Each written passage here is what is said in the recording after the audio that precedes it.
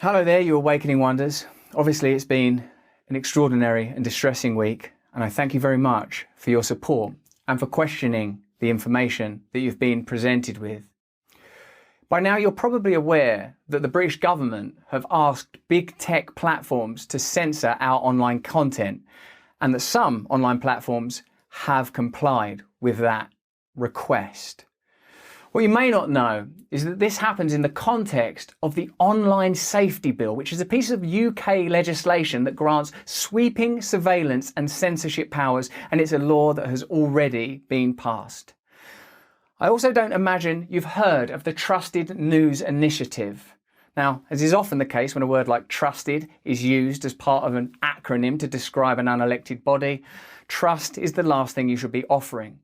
The Trusted News Initiative is a collaboration between big tech and legacy media organisations to target, control, choke and shut down independent media organisations, like this one. We'll be talking about that on our show on Monday on Rumble. But just to give you an idea of what the TNI is, this is a quote from one of their spokespeople. Because the actual real rivalry now is not between the BBC and CNN globally, it's actually between all trusted news providers and digital platforms. It's clear that these organisations collaborate in constructing narratives, whether that's around the war or the pandemic, and of course there are other examples. And it's very clear to me that we have to be very, very cautious indeed. That's why I'm asking you to follow me on Rumble. Rumble have made a clear commitment to free speech, and Rumble is the primary platform that we will be streaming from. We'll be back this Monday, and as usual, we'll be talking about deep state and corporate collusion and how ordinary democracy is anathema now, how it's shut down, ignored and avoided.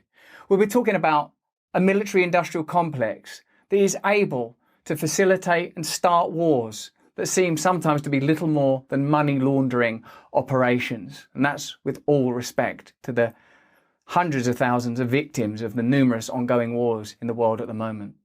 We'll be talking about the role of Big Pharma and how Big Pharma have been able to influence government policy around the world and how they've been able to evade due liability and necessary scrutiny, how they've been able to avoid media investigation that perhaps ought be due them.